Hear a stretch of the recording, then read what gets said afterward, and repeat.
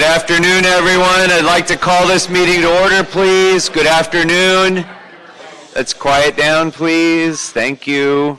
Good afternoon and welcome to this hearing of the Budget and Finance Committee for Monday, October 29th, 2018. I'm Paul Krikorian, Chair of the Committee, joined by my colleagues, Mr. Bonin, Mr. Blumenfield, and Mr. Englander, and we're ready to begin today's meeting. Members, I will be recommending items 2 and 3 for consent approval after public comment is taken.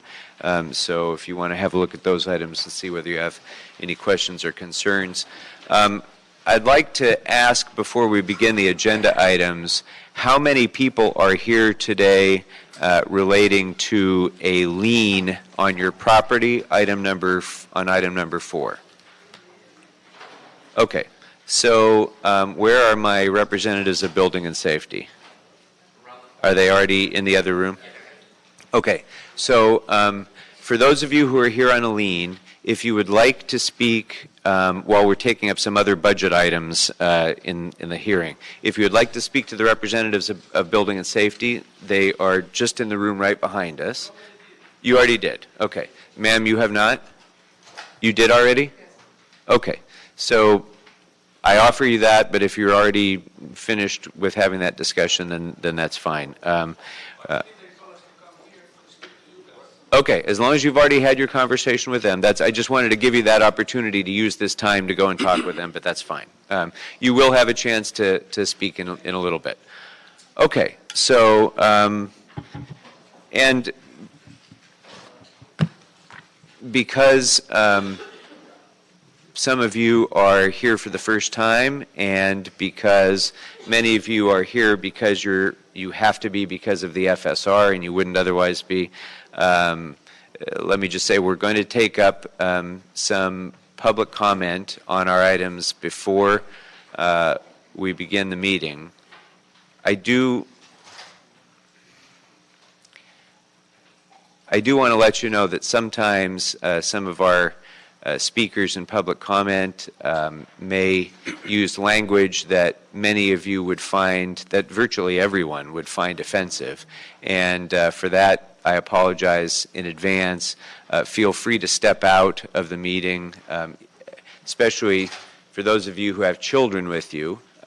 You might want to step out of the meeting during the public comment period so that your children aren't exposed to offensive things that they shouldn't be exposed to. So with that, we're going to go ahead and take up our multi-item speakers first. So we have, we're going to start with Wayne Spindler. Is Michael Hunt here? Okay. Wayne Spindler and followed by Armando Herman. All right. So what do we got here? The fiscal status report. It's just like the Dodgers. It sucks. That's what it is. This financial status report, it's a lie. See, what they're doing is, and Chief Moore's here today because he wants to learn more about MECLA, the Municipal Investment Corporation of Los Angeles.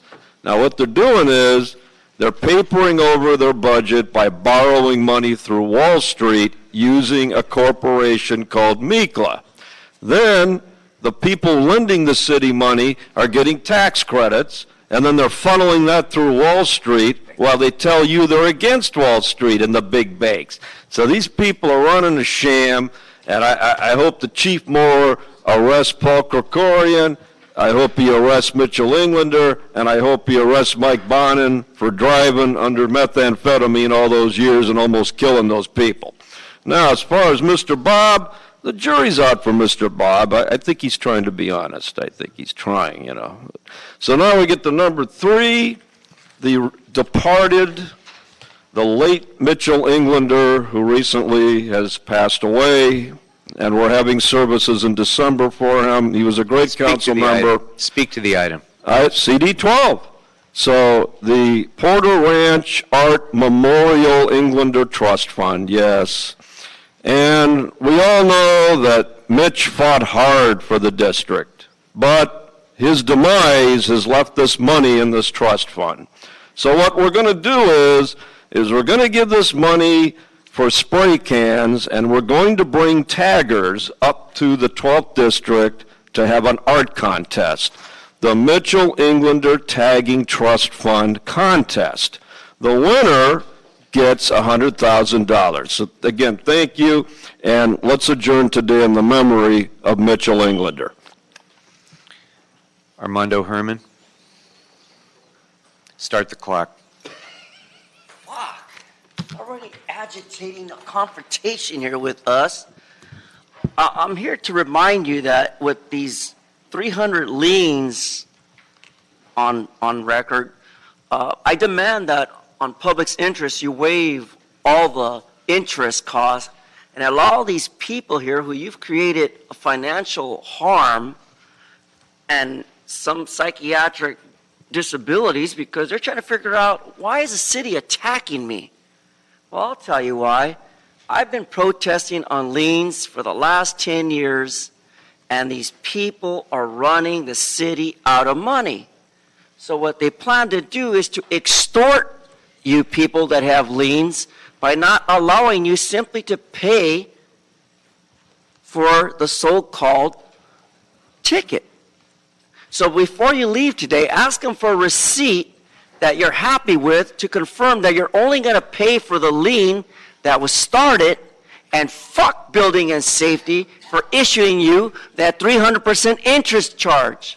Now, in addition to the demise of my favorite Jewish Porter Ranch representative, I want to go out there and put art myself. I've been involved in art most of my life, not just by simply donating Mitchell Englander dolls to the students of LA, but reminding the world that, you know, to establish free speech, you got to exercise it by art. So on behalf of the Englander Porter Ranch Trust Fund, I'm donating this monument of a penis outside of City Hall in the next coming months so that people really know what they want to say to the Dibble Dwarf, fifth place loser in his demise, Michelle Englander. Thank you. All right. Ma'am, that's the worst of it, and I think the worst is already over, ma'am, so you don't need to leave at this point. All right, let's go ahead then, and if there's no objections on item number 3, members, no questions, we'll go ahead and approve item number 3 on consent. Mr. Blumenfield had a question on item number 2, so we're going to hold that one on the desk. And then that will bring us next to the FSR, item number 1. Item number 1 is the City Administrative Officer report relative to the first financial status report for fiscal year 2018-19. Okay, so members, are you prepared now to call your department's special, or would you prefer to hear the CIO's report first? Okay. So then why don't we go through the departmental roll call so we can get folks out of here and back to work. So let's start with Mr. I'll just go ahead and tell you mine first. I have police, fire, sanitation, and El Pueblo. Mr. Blumenfield, anything to add to that? Just add cannabis. Cannabis. Okay, Mr. Englander. You got mine. And I just had a very quick question for DOT. DOT. Okay. So if you are here from the police department, fire department, sanitation, El Pueblo, cannabis, or DOT, please stay. If you are not, get out while the getting's good. And while you're exiting, I'm going to go ahead and ask the CAO to come on forward.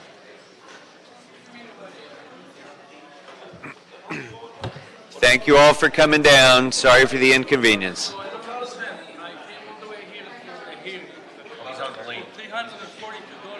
I know, sir. I know. We'll get to you. Please have a seat. We'll get to you. Yeah, yeah.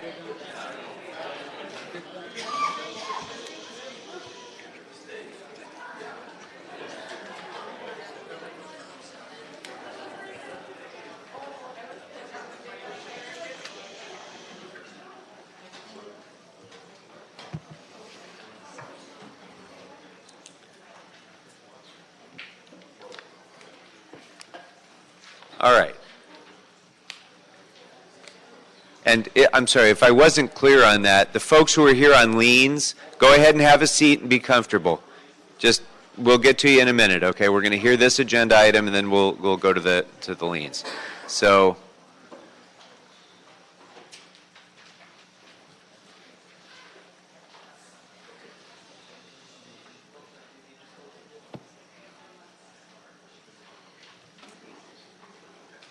Officer Duarte, if you could.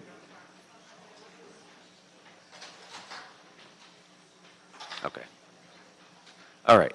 Good afternoon. Good afternoon, members of the Budget and Finance Committee. My name is Maria Gutierrez with the City Administrative Officer. Today we present the first financial status report of this fiscal year. We begin 2018-19 with a cautious outlook. Our primary concern is a relatively high level of projected year-end over expenditures of $98.85 million that will need to be offset, with the police department sworn overtime as a significant driver. The estimate excludes the potential for additional unbudgeted expenditures in the current fiscal year resulting from ongoing labor negotiations and potential risks to revenue.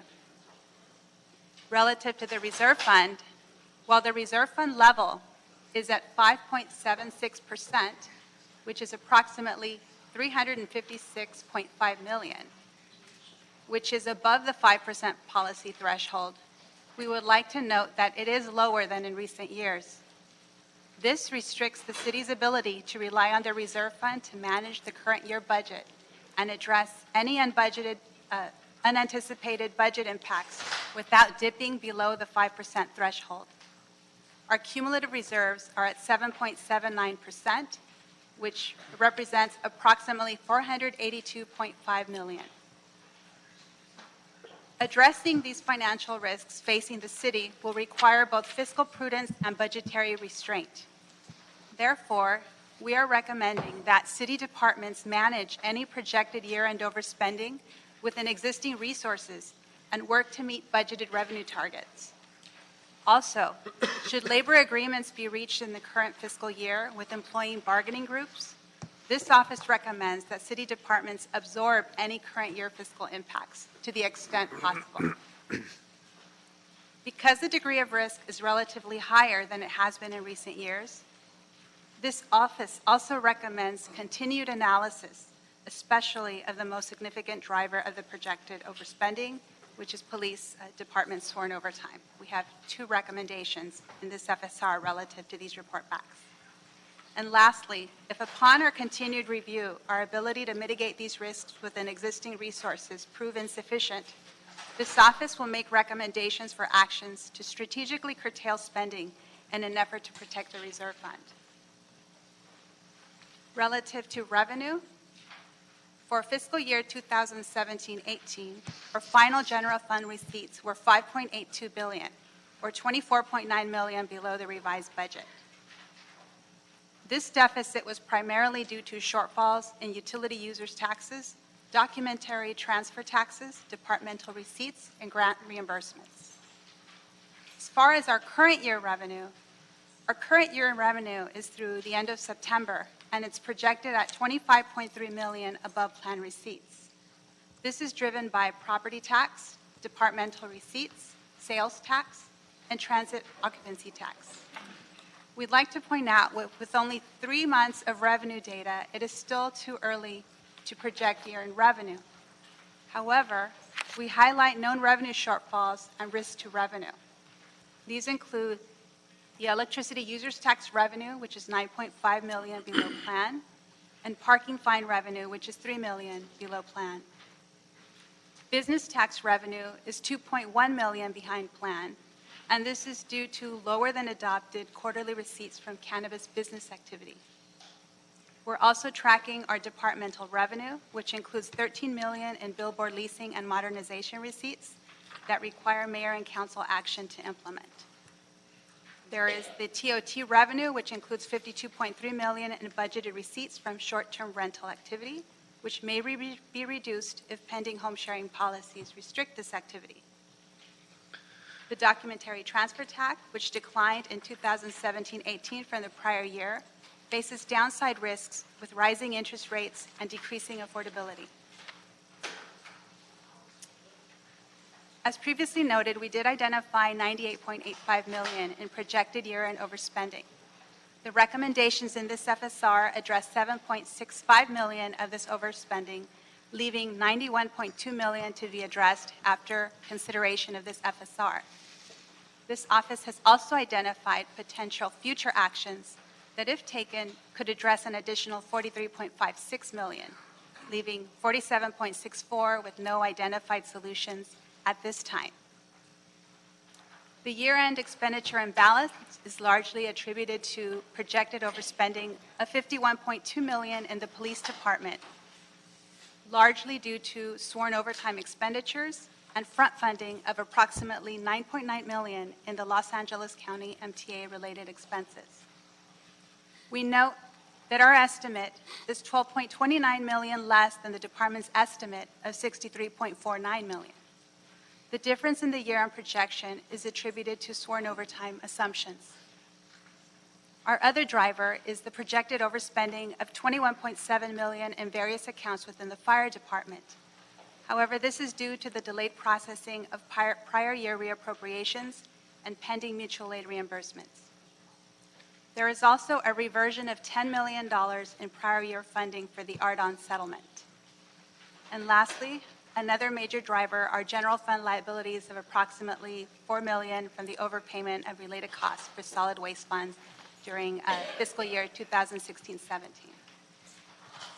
You'll also note that in our FSR, we include our 4-year budget outlook that reflects the adopted budget.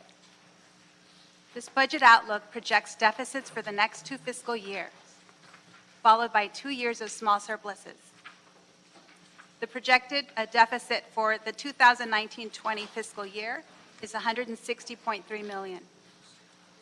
These projected deficits could be exacerbated by the following: increases in employee costs resulting from labor negotiations, potential increases in 19-20 relative to city contributions to LACERs due to adoption of revised demographic assumptions, and policy decisions that impact anticipated revenue from billboards and short-term rentals. We've identified a couple issues of concern, some which could have positive or negative implications for the city. We've discussed the alignment of the CDBG consolidated plan with the city fiscal year, the unknowns regarding liability claims, potential overpayment of related cost reimbursements from special funds, and the November general election ballot measures that have measures that may have positive or negative implications for the city, depending on their passage. In sum, our recommendations total approximately $147 million in budgetary actions, with $76.41 million in MICLA reauthorizations. We highlight our recommendations 8 and 9, which are recommendations relative to the police sworn overtime. 1 directs the sworn overtime task force to submit a joint report within 45 days, which includes a comprehensive analysis of sworn overtime and recommendations to eliminate the projected sworn overtime over expenditures. The other recommendation directs the police department to report back within 2 weeks with findings and recommendations relative to how earmarks impact its budgeting of non-reimbursable sworn overtime and how best to manage this impact within budgeted funding. We have a last-minute amendment that we would like to make at the request of the police department. I'd like to read it into the record. This involves a transfer of $259,065.83, which can be found in attachment 7, page 4. This transfer is a transfer from account 007340 to 3090. We would like to request that this transaction be stricken at the request of the police department. Okay. Members, questions for the CAO? Mr. Blumenfield? It's just, I understand the billboard receipts policy, if we don't take a certain action, that'll cost us. The short-term rental assumption on decreasing, though. I always assumed that if we actually pass the short-term rental ordinance, we will have an increase in revenue, even though we will be limiting where the revenue goes in, we'll actually be able to collect it, whereas now a lot of it goes uncollected.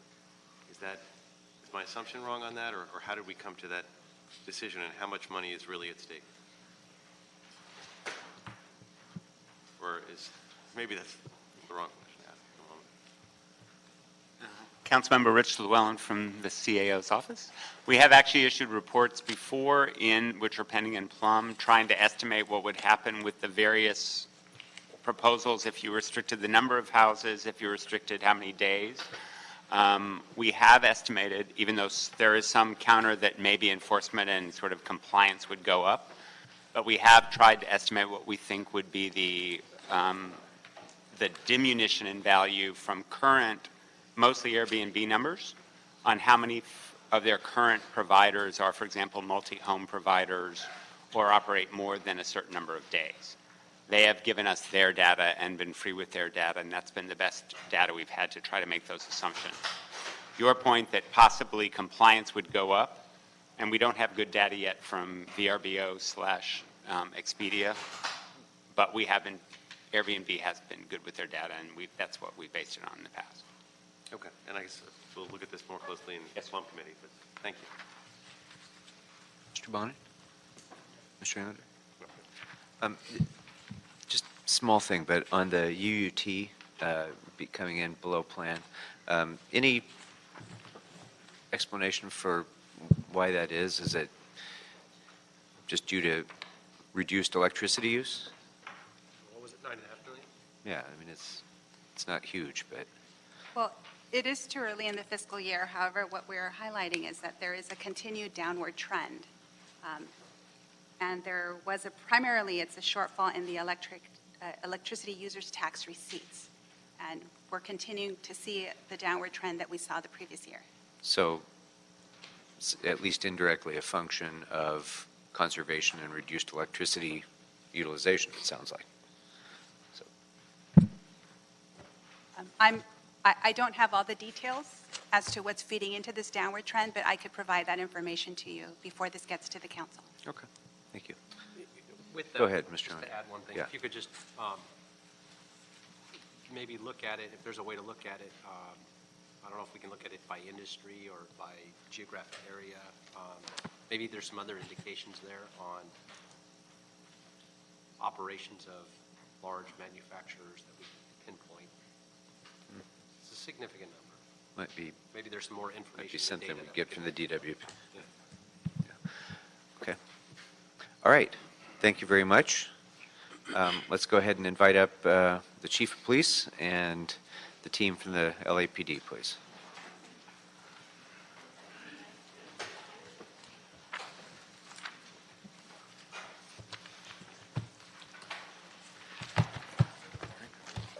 Good afternoon. Chief Moore, welcome. Good afternoon. It's the first time Chief you Moore visited with us in your new capacity, I think, so welcome. It is, and I'm joined today by our Fiscal Operations Officer, Anne-Marie Sauer.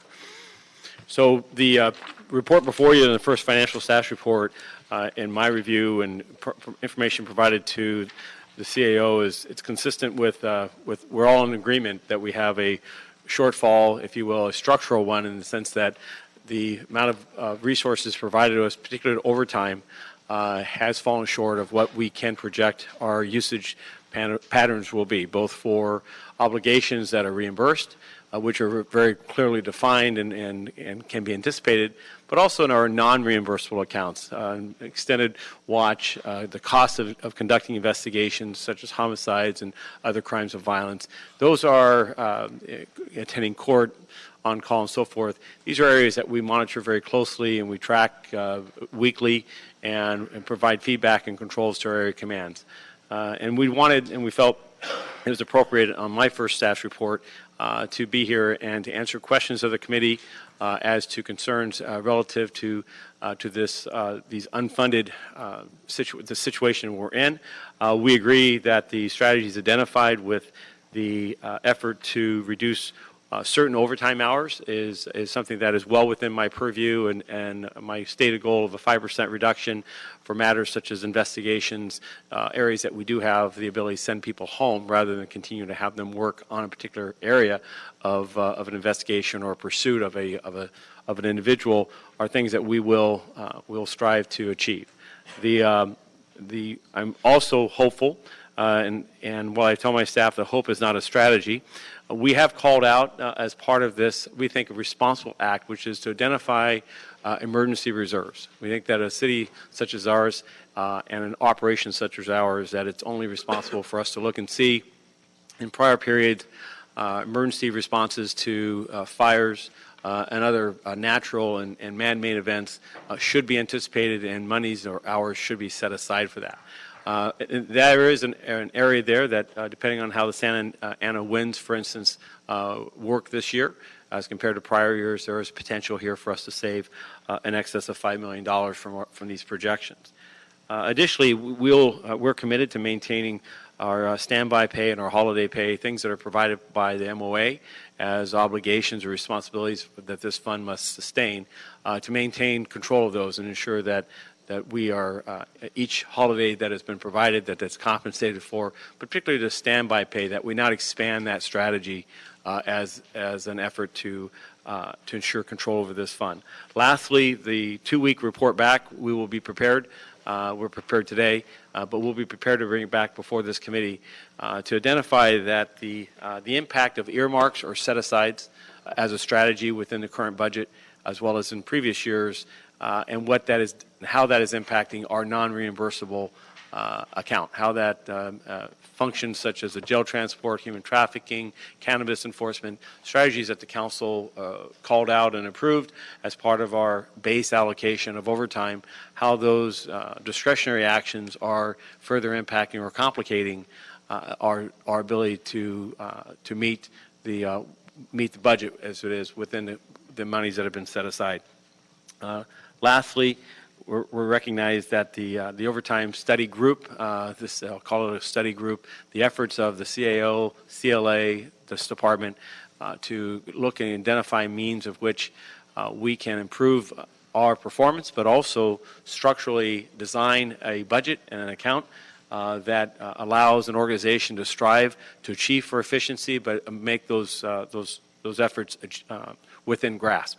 I think that where we find ourselves today is after more than a couple years efforts of structuring an overtime allocation of $80 or $90 million for non-reimbursable areas, while at the same time incurring COLAs and other new obligations on that account, has created a deficit that I'm at a loss to understand how I can close just simply by stopping the usage of overtime, because I literally do not have that much latitude of the hundreds of thousands of hours that would have to be done. So I'm hopeful that this, and I'm looking forward to this group's work, and also, frankly, for it to look to other benchmarking, other agencies, to come to terms with what is an organization of our size and complexity and workload, that what is within a scale of magnitude, a reasonableness as far as a set-aside. We know in management, for instance, a staffing factor of an 85% full-time, 15%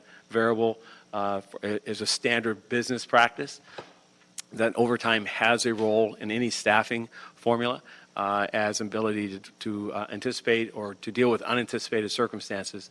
But in closing, that report in the next 45 days, I think, will be the next opportunity for us as a city to look at how we structure the allocations over time within LAPD.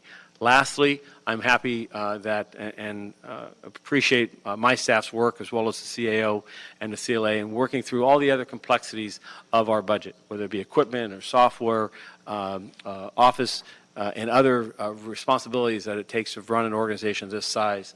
These are substantial monies that I talk about today, and it's a shortfall, but out of a nearly $7 billion organization, I also take pride in the sworn salary accounts that are allowing some movement to try to cover some of these shortfalls, and other accounts that we have some flexibility, and that comes from good fiscal management on the part of my staff. And certainly, anything you would add? And I think you've covered it. And then we'll certainly would be happy to address any questions. You mentioned the recommendations, the upcoming recommendations of the working group on overtime. When would you anticipate that those will be able to be put before us? We're committed. The report from the CAO, which is a major player in that working group, has recommended 45 days, and I would anticipate that would be achievable. Okay. I think that report will probably be the better context for the bulk of the questions that I have for you today.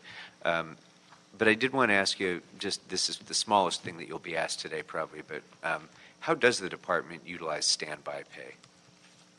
So we currently utilize standby pay for such details as a bomb squad, where we do not have constant staffing, dedicated bomb technicians on call or on site, on work site, 24/7, 365.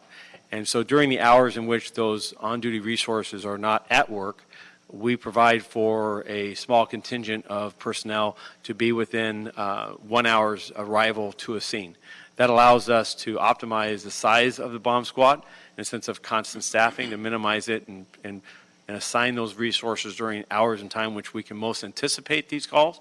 And at the same time, should there be a bomb call, say at 1 o'clock in the morning, that we would be able to call resources in, and those resources would be available, and they'd be available within a 1 hour arrival, which allows the field forces to minimize the impact on them.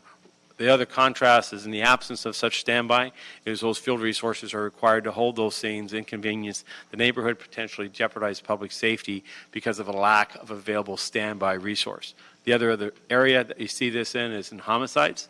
Homicide detectives generally work a daytime assignment, and because that's when the courts are open, that's when they interview most witnesses and participants.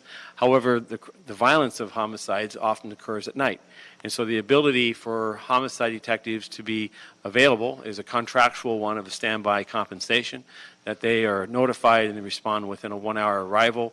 Again, it promotes public safety, it promotes the efficiency, and at this point, it is a dollar amount. Last year was $9.8 million. This year we are anticipating about $10.4 million. So it is a sizable amount of what has been provided for so far. The area of reducing standby is something that we look at regularly as a means of which resources can we afford and what number of resources can we restrict so that as to not overcompensate. However, with that, I'll give you an example of emerging issues, say, in the last 5 years. Our major collision investigation teams, MSIT, was a strategy that was identified as a result of significant liabilities that the city incurred because of substandard investigations involving major collisions. So as in response to an effort to minimize those liabilities because the quality of the investigations we believed could be improved, we stood up that resource, that capability. This morning, that resource was called in the aftermath of a traffic collision in South Los Angeles. That is a result of having personnel on standby, a function that 5 to 7 years ago would not have been placed on standby. Mr. Bonner? No? Just a quick comment. I'll save the questions for when the report back comes as well, because that'll be meatier. I just wanted to thank you for a couple things while I got you here. I want to thank you for actually being here. I don't remember the last time a chief was sitting at the table for a budget and finance committee meeting, and I want to commend you for that. It's a breath of fresh air, and I think we all really appreciate it. Also wanted to thank you for spending 4+ hours with me and the mayor in Venice. Time well spent. A couple weeks ago. Just want to thank you for following through on the commitment that was made during the budget process about managed attrition and getting more officers out on patrol. Glad to hear the progress you've been making. Thank you. Just on that area of the managed attrition, the report comments on much of this, so I'm not going into the strategies that we're using because part of this is a management process of ensuring that sufficient resources are available, but then also what intervention strategies I can employ as chief, managed attrition being one of them, to redirect to meet the increasing demands. Year to date, we have more than 44,000 additional radio calls than we did last year at this time, and over 100,000 from 2012. The impact of that is we're seeing response times lengthen. And so with that, these are constantly a managing process of call load, workload, and what resources we have available, of which overtime provides a gap, if you will.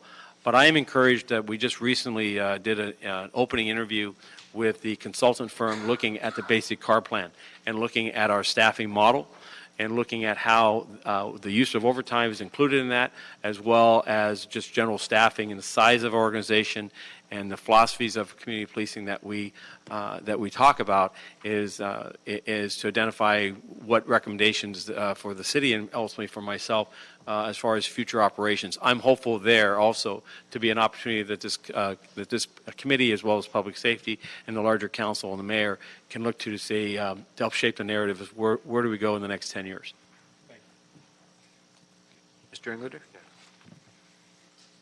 Thank you for that, Mike, because I was going to start with that too. And Chief, thank you very much for being here. And outside of the annual budget, I can't remember in the last 15 years having a chief coming certainly to a Budget and Finance Committee meeting. So I think it speaks volumes, not just about you, but the city and the department.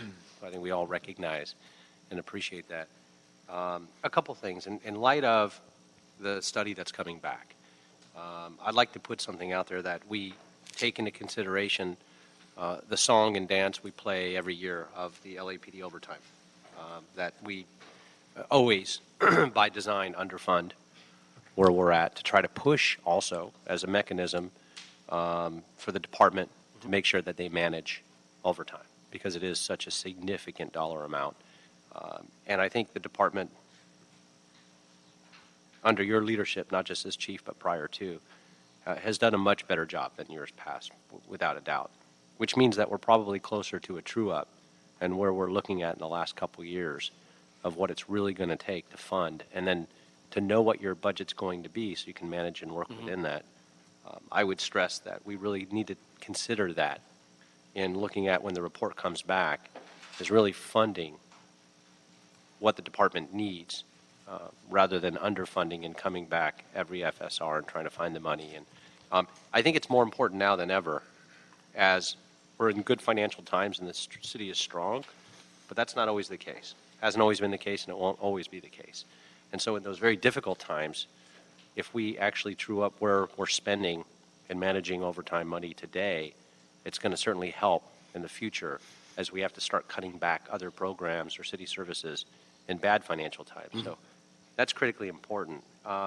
With that study, though, I do have a couple questions, and I want to make sure that those are caught and included, because I think we're looking at close to $50 million, and I won't say over budget, but what's not funded, if we're real about the conversation towards the end of the fiscal. It's like 53 million, I think, is about where we're at. I want to make sure there's some things included, so we go with this eyes wide open, and when the report comes back, it does cast a wider net and includes everything. First, on the managed attrition, and I know Chief, I've talked to you about this so many times. We got to change the name, but that's another issue. Redeployment, whatever you want to come up with, because it's not managed attrition. But well, if I call it something different, you'll go, what is that? What is that? So, for a day, then we'll figure it out. It is the realignment of the organization. Realignment, yeah, it's a realignment. But in any event, what's realignment? Via managed attrition, yes. Yeah. So with that, if we're going to have that many more officers on patrol, and the immediate goal is 200. I think the overall goal is 5 under the realignment, if you will. That's going to trigger some end of watch and other functions with those officers on patrol. I want to make sure we include the projections of patrol overtime so we can look at forecasting what the true sworn overtime is for those positions, since those are starting. They've already sort of started, but they roll out even faster starting in January. And just for clarity, in case a listener were not to have a report in front of them, we've moved 350 personnel to date, and this additional 200 will be accomplished by January. So Okay, so if we can make sure that Right. we include, Absolutely. okay, great. All those 550, I guess, is the number approximately. That's significant. And with that, though, wanted to also ask about end of watch time and how we're managing, particularly for planned and unplanned events, things like perimeters and if somebody's at an end of watch and rotating out and tracking that electronically, because the mechanisms in the past have been paper clipboards with somebody at a perimeter line and not knowing where somebody's at on their watch or their clock. How are we doing now on things like that? And if those could be addressed in the report as well. I also want to make sure that bridge housing was included, both in context of bodies and overtime. And for, 2.5 million was set aside for the what we have anticipated with the current El Pueblo, and then I believe the CAO, probably put another $1 million in there, anticipating the opening of the Hollywood Selma location. So I think we should understand what that space looks like, assuming that there's a minimum of 15 to open and probably more. What does that mean? And we'll address that because this is something that we're learning as we go. The added patrols that we put in for El Pueblo, I don't know that those are going to be sufficient or appropriate given the nature that each of these locations poses. For instance, the Hollywood location is going to be much different in its neighborhood design. And as we move around the city, the Venice location at the MTA lot, may involve different dynamics than what our solution. Right now, we're roughly identifying 1.5 million per site. That allows us approximately 4 personnel over a 24-hour clock over a 365. Somewhere in that, I think, is a fair scale of magnitude for us to say added police resources of that caliber deployed in some manner or form as we attempt to and will work to improve the safety of the community, the immediate area surrounding these bridge housing locations, I think is responsible. Whether it actually comes in at that amount or it's going to be higher or lower. What I do know, and I'll say, and it's important to remark, is that the mayor has challenged each department to identify what resources are needed first, identify the resources are needed to provide for that safety and increase sanitation. Secondly, we'll figure out where to get it. Now, that's not a blank check to me, but I just note that with the increased workload, I at this point do not have any means of dedicating resources that are from existing staff. And if we can make sure that that comes back as part of the discussion in the study, I think it's critically important because if you're looking at a minimum of 15, and even if it lowered down to an average of $1 million, right? 15 million you don't have today, and there's a significant portion that may even be on overtime on that too, because I think they're talking about on a 2-mile radius, a minimum of two officers, 24 hours a day. So if you can spell that out, what we're looking, because it's still, while this is an overtime study, it's critically important in the context, and I think the timing is important. Just the last thing that I had on this was, and I think we should emphasize this every time we see you, Chief, in the context of discussing the budget, because I think we've done a good job in doing that thus far, and that is civilian hiring as well. Civilian hiring, while it's not that significant, we didn't reach our goals. We have roughly a 3,000 just short. We're 17 short in positions to reaching the goal for this this time period on this fiscal. And it's a very short time frame. And it moves, right, and it moves. But believe me, we absolutely need to meet our civilian hiring. Each of those positions, as you know, this council, in approving the budget, we actually somewhat slowed the restoration of our hiring. And we spoke about that months ago, and we're committed to ensuring that we're hiring those added personnel at least meeting attrition, because those represent sworn personnel otherwise. And I just, frankly, we don't have the resources for that. Right. Yeah, no, I appreciate that. But I think it's important to bring it up every time we have this conversation. And if you need more help with personnel, we always push to make that offer to streamline that process as well. And then the last thing I just want to highlight, not on overtime, but department overall, is having a true conversation on record management and making sure that we start funding the transition into. So And I will tell you that, as you know, in this first fiscal, there's $1 million that's been moved away from general salaries to deal with software licensing. The technology side of our house was our budget request was not met in large part. I'm looking at this next fiscal year budget request of, I believe it's 19 million. And those are real numbers that deal with modernizing a workforce technology base that is woefully out of date.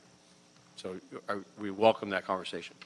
And the technology report back that was asked for in the budget has been submitted, so we are looking forward to that discussion for the funding in the UB. Excellent. Thank you.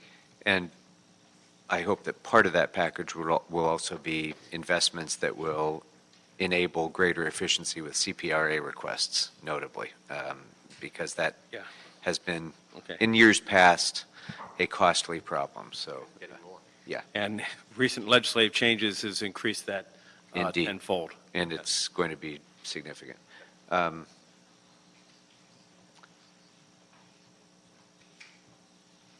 wanted to follow up on something you said. I've forgotten what it was. Mr. Blumenfield. I appreciate the issue on the technology and the records. I certainly look forward to working with you on that. Critically important to be able to save money and modernize the force. Biggest concern everyone's expressed, well, actually, before I even go there, I also want to echo my colleagues. It's great to have you here, and I really appreciate the job you're doing as chief so far. Just, well, we jump right into the questions. It is important for us to mention that because you're doing a great job so far. Thanks, appreciate it. So the biggest issue is, as everyone is talking about, is the sworn overtime. I mean, it's just we can't go on with these kind of numbers at a scale like that. If every department did that, we wouldn't be able to run this city. So a lot of questions on that, but I'm going to wait for the report back and echo my colleagues in terms of. I'll just, and I appreciate that, and I appreciate that. I look with great interest to this report because if we started with a $50 million salary shortage in salary accounts or in sworn or civilian, that would be a hole that would be carved out that would require us not to, to basically not just hire, but perhaps even lay off individuals. But yet, historically, each year, we've started with such a deficit or structural problem in our overtime. We can project and generally understand where our overtime hours are at, and that's because I believe, as Councilman Englander indicated, we're in a true number. There's certain responsibilities that I can't stand down from. I had an example of a 6-year-old that was shot 2 Friday nights ago. I have resources on standby that are brought in on those investigations. We work tirelessly through the night into the next day to identify and bring to justice the individual responsible. That's public safety. Those are the type of hours that get sucked up in our current area, but it has been recently compounded by set-asides and efforts of the council and the city to optimize a workforce on particular things like human trafficking, cannabis enforcement, transports for jails. These are activities, Vision Zero, that are now been placed in the obligation on that same account, which previously did not have those earmarks, and that was previously already underfunded. How much of the problem do you think is, or I don't know if it's for the report back, is due to those earmarks, so to speak, versus just not having the true up number in terms of the 11.5 million accounts for the carve-out set-asides and the COLA increase of 2%. And so how do you think we could more per the CAO's report effectively exercise? I mean, as a council, we want to set certain priorities, and that's our obligation and responsibility to do that. And for whatever reason, the way that has been exercised, that prioritization has been focused on these earmarks as a way for us to express those priorities to get things done. So are there other ways that you can think of for the council working with the department to get its priorities, and all of these priorities that you mentioned are real, but to do it in such a way that it doesn't impinge on the overtime accounts? Well, this city and this council and the mayor and the CAO have had, and I think are operating very responsibly, that if you look for a new service, identify means in which to fund it. And I don't know that that rule applied with these earmarks. For instance, the activities of us policing special events, that's a pay-as-you-go endeavor. In the absence of the RAMs paying for those added deployments, those deployments don't occur. So when we began, Vision Zero is an absolute priority for the Los Angeles Police Department, as it is for the Department of Transportation, as it is for the mayor and the city. How we get there is the question of when we use strategies that use existing resources and when we call in auxiliary resources or added resources that aren't within the current within reach.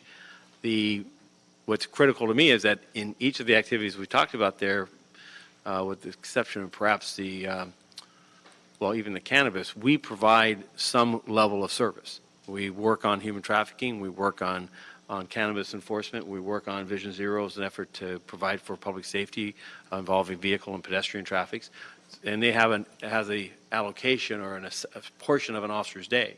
But when it's the desire that, well, I'd like to see that increase by 20%, or I'd like to see that increase by 1,000 hours of additional staffing, the choice I would encourage is that that's a new service that we need to find a new source of funds. And from the department, we at this point, do not have the flexibility because there's many other matters pulling for resources, fuel, vehicles. We have a number of demands on, as every city department does.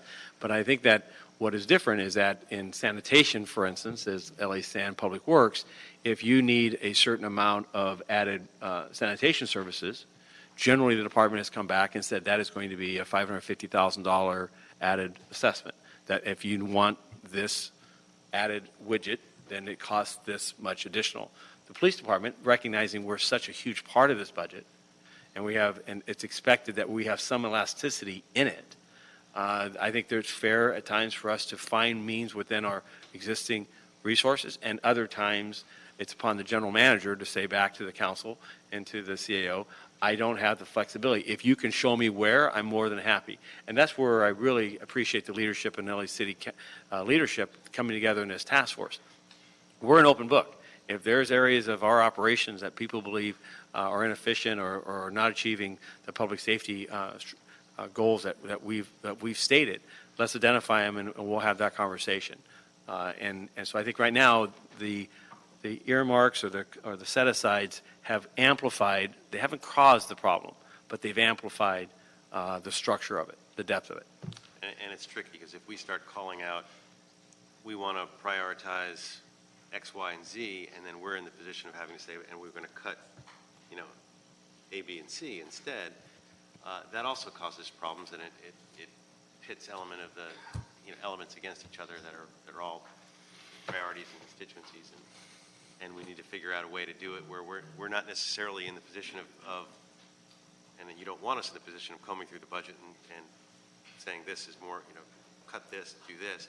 Well, I'm here today as a quite different individual in that sense. I welcome you to. I would welcome your examination. You approve every item in our budget, and the budget that this council eventually sends to the mayor has strikes lines of Sure. items out regularly. So, to the extent that the operation for me is that when you strike an item, that I look and say I need software licensing. I have to. That's not a flexibility. That's an absolute stated requirement. We have some ability to move through larger accounts to find those resources. That was $1 million decision. These are tens of millions that we're talking about here. So that's where the scale, I think, gets the elasticity. It gets to a point where I think a good reset of this report that's going to be before you is an opportunity for us to have a clear-eyed view of what is it that we need to do moving forward. You mentioned one of the earmarks is the Vision Zero enforcement, traffic enforcement, and I understand DOT and LAPD that they're recommending speed limit increases on a number of streets. There's 11 in my district, and I guess what I'm looking for is before we increase any of those speed limits, I want to make sure that we're committed to devoting the resources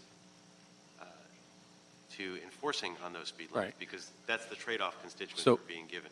So as you know, as I'll remind the group outside of this conversation, our ability to do radar enforcement, which is the absolute most efficient means of impacting speed violators, is dependent upon, I believe, an out-of-date state formula and requirement. And the state formula and requirement to avoid speed traps that can occur in jurisdictions across the state mandates a formula that is inflating speeds on city streets, particularly in the San Fernando Valley. Generally, the median speed in downtown Los Angeles does not overpeg. People aren't moving too fast down here. Downtown, we try to speed people up, and in the valley, we try to slow people down. But to that end, the assurance to you is that those speed surveys have been done, and we need to achieve the increase in the incremental increase in the speed limit. I believe it's about 5 miles an hour, so that we can enforce the outliers that are driving 50, 55, 60, 65, 70, and not require officers to subject themselves and the public to speed races as officers are trying to pace or otherwise estimate what the speeds are. So I look, but in the long term, Councilman, I look to us being more effective on the state level in changing what I believe is an out-of-date law or formula as to how to slow people down in areas that people that results in fatalities, especially cyclists. Our bicyclist fatals continue to grow up and serious injuries, and I believe it's a direct relationship to the speed of a vehicle that is on these large streets and distracted driving. Thank you. Well, I certainly agree with you on the need for state action. I tried twice as a member of the State Assembly, and it went down to among the most ignominious legislative defeats I've ever faced. I wouldn't hold my breath for changes in that law. So I think to Mr. Blumenfield's point, we're stuck with it. Right. And if those speeds are going to increase, I think those of us, well, all of us, I was going to say those of us who represent the Valley, but Mr. Bonnet has his streets too. It is, I can't stress how imperative it is that if those speeds are going to go up, there has to be increases in enforcement on those streets too. And you have my commitment. The thing that's keeping us from that enforcement today is the lack of speed surveys. We end up trying to enforce on those very same streets, but as Councilman Englander knows, as a police officer, you cannot. It's an estimate or a pace is all you have otherwise. So the chicken or the egg, I guess, is the point here. No. To your point, I assure you, in response to your concern, Great. as much as we may resent the process, let's legitimize what the stated speed is by state formula, and that will allow me to be more effective in traffic enforcement. Great. I did remember my follow-up to Mr. Englander. Mr. Englander mentioned the progress we've made with civilian hiring, and that's been a big priority for all of us, and I'm pleased that we're making the progress. When we achieve the current goal, there will be another goal coming right after that, and so that's good news, but I just wanted to emphasize that when we do get the report back on overtime, the relationship between increasing expenditures on civilian hiring and reductions in in sworn overtime will be valuable for us to have. And I'm sure you have probably on the top of your mind right now positions that would be most cost effective in funding the civilian position and reducing our property rooms, for example. Reduction in property rooms means we have officers driving around town with property. Opening jails, I will tell you, the shuttered jails today, we're formulating our budget request for next year. As you're aware, it's due to this council, or it's due to the CAO, I believe, in the first week of November. And we see, just to project as chief, our strategic plan is to continue to restore civilian positions. We're more than 600 fewer civilians today than we were 10 years ago. That is a fifth of our civilian workforce. And when you look at the policing in Los Angeles, the administrative costs, the burden of off the street, what's going on behind the scenes, has increased. It has not remained static. So we are by no means expanding the organization. We're growing. We're trying to restore. And so that'll be absolutely, and if we have an ability mid-year, but I don't see a budget situation here that allows for something mid-year, but you certainly have a commitment for us to continue to build and strengthen our civilian workforce. So my point is, as we go through that exercise, if we can prioritize where we have the most cost-effective expenditures and new civilian hirings that realize the greatest savings in sworn overtime, there's an offset. There's a budgetary offset. So we are better able to fund those positions than we would be those that have a less direct impact on sworn overtime. So my own view, I would prioritize positions that have the greatest effect on crime prevention and crime enforcement, and those that are most cost-effective in reducing police sworn overtime. So anything else, members, for the chief? Chief, thank you very much. You've been very generous with your time, and I appreciate your openness and willingness to chat with us. Thanks very much. All right. Fire Department next, please.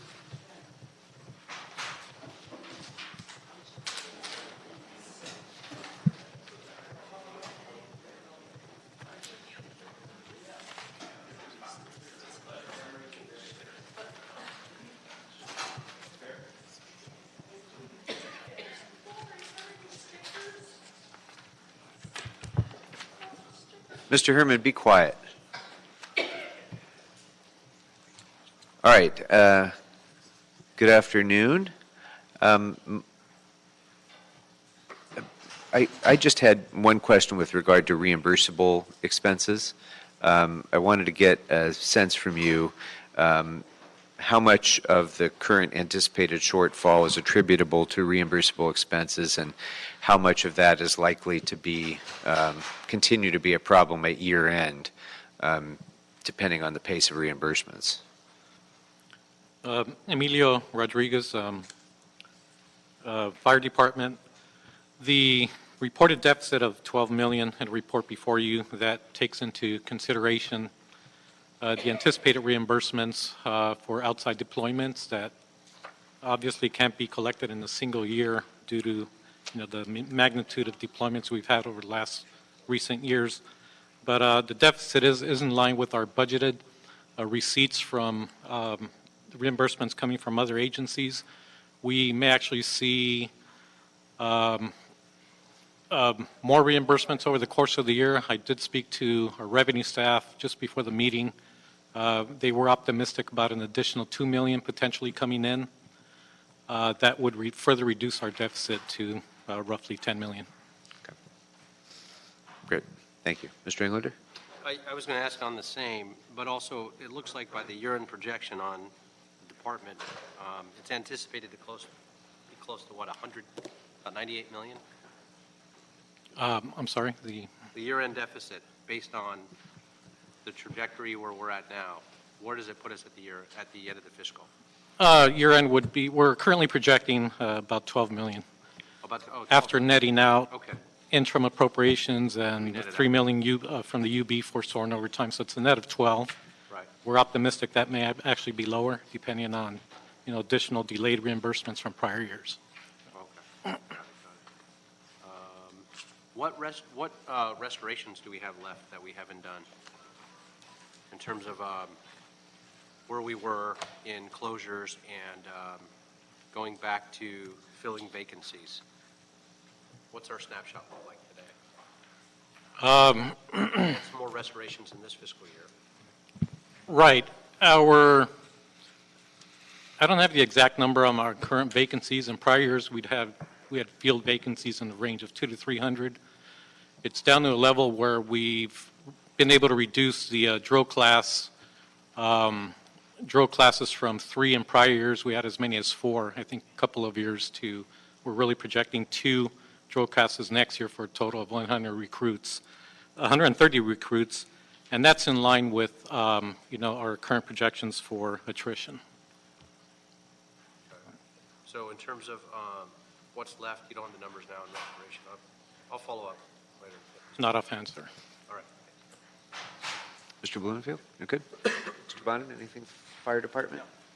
All right. Thank you very much. Thank you. All right, that brings us next to sanitation.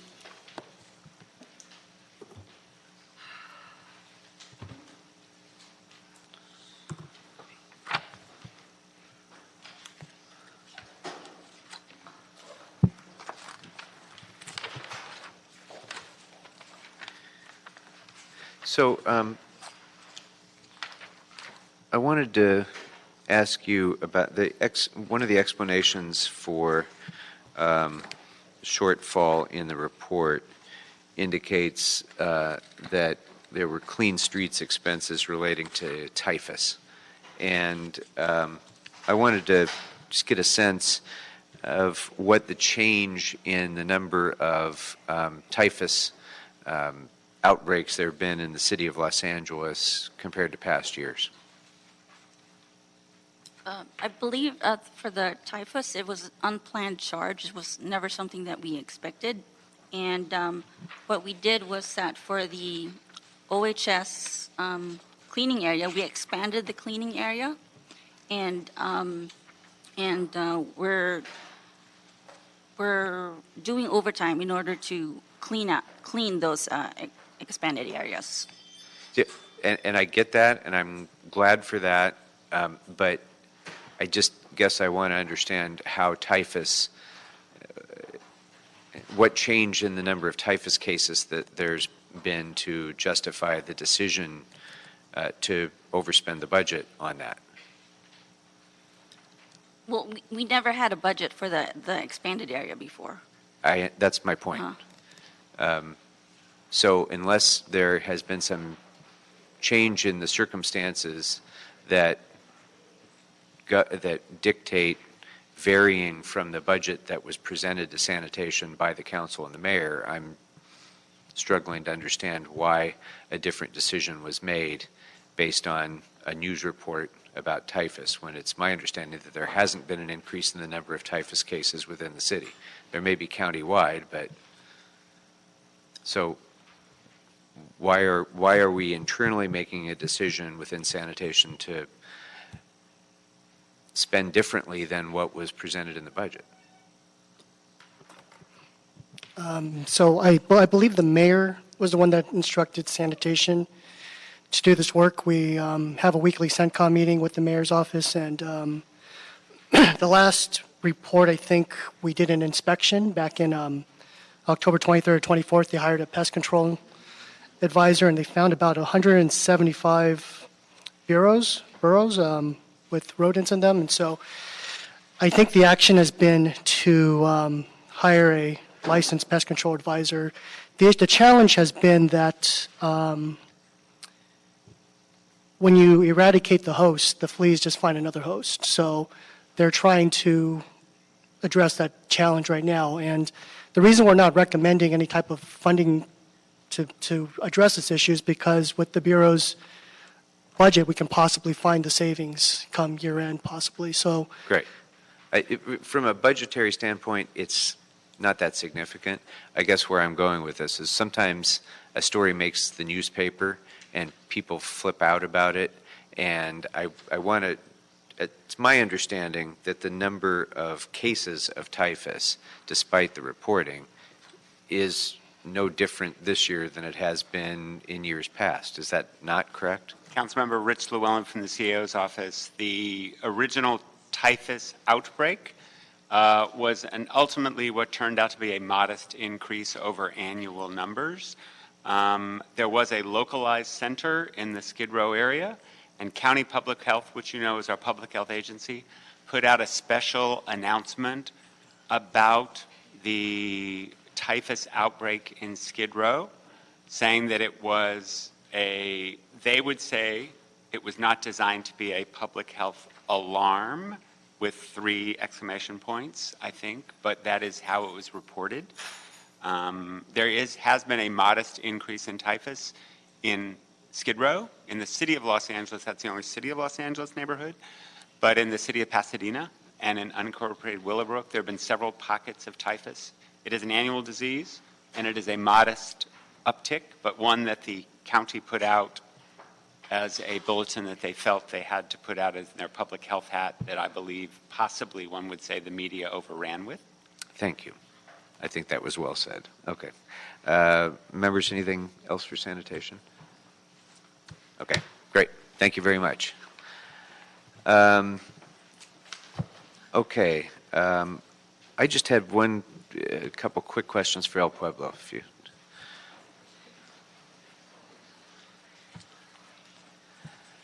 Good afternoon. How are you, sir? Thank you.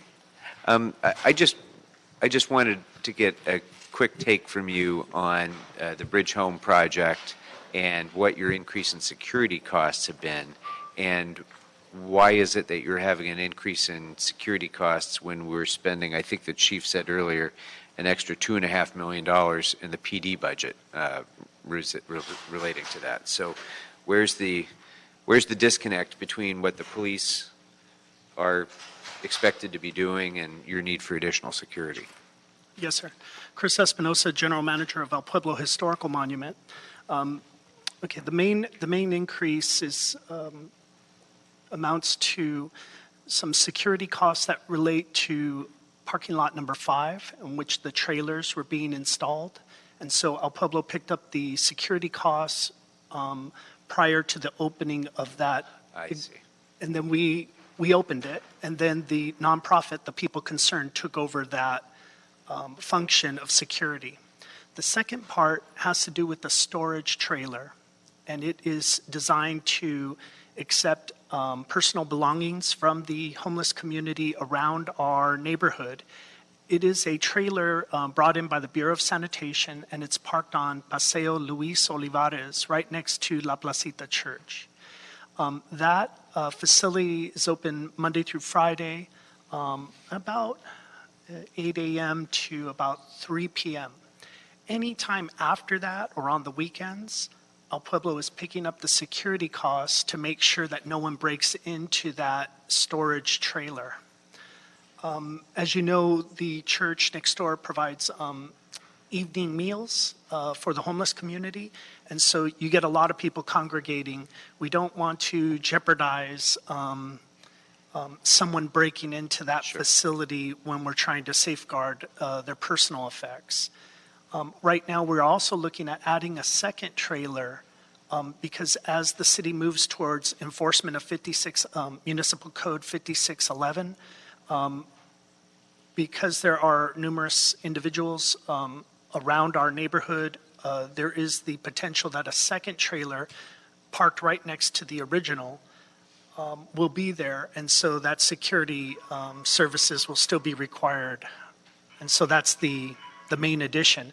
The other thing is that the security has to be in like an automobile because they're spending the night guarding that trailer, so there's a premium cost for that as well. Okay.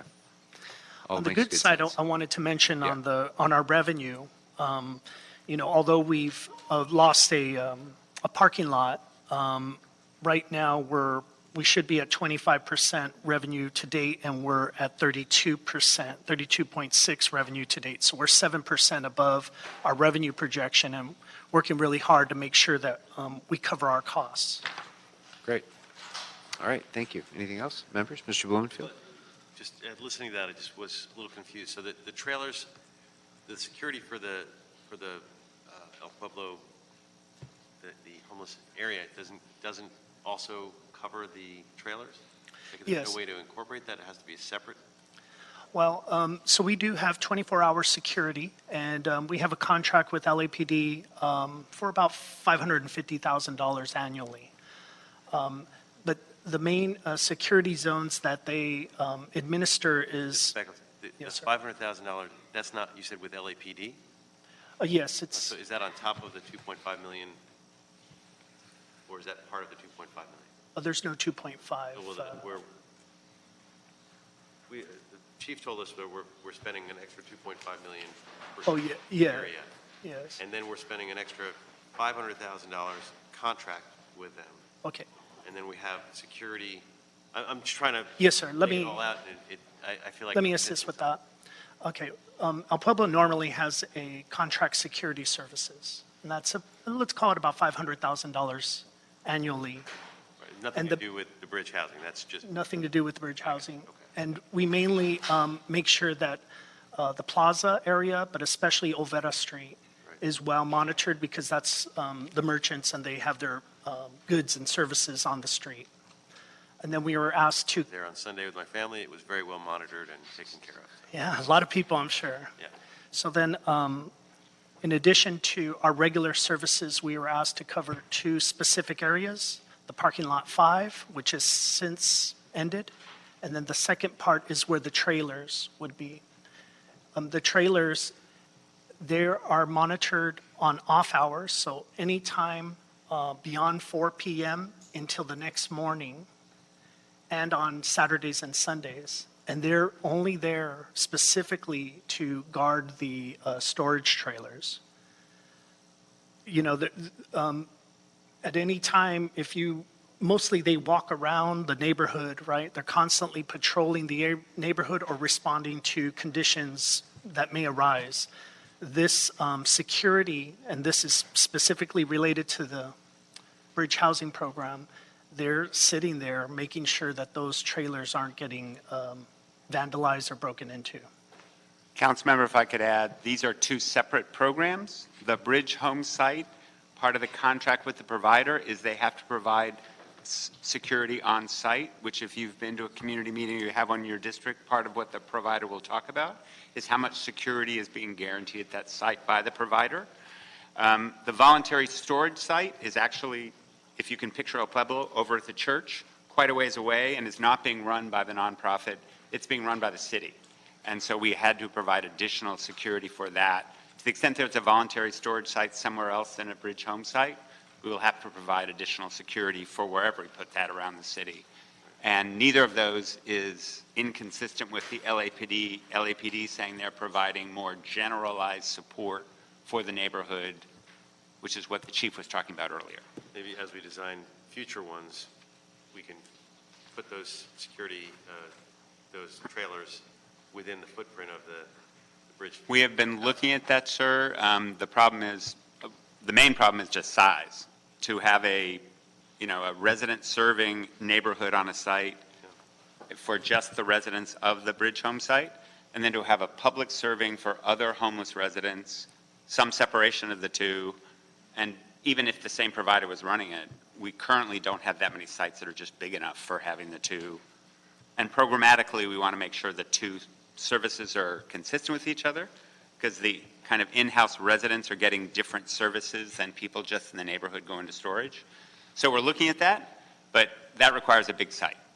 We've had trouble finding big enough sites, sir, to consider having two programs on the same site. Thank you. Mr. Bonner? All right. Thank you, very sir. much. Thank you. Okay. Let's go next with cannabis. Mr. Blumenfield, this was your question, right?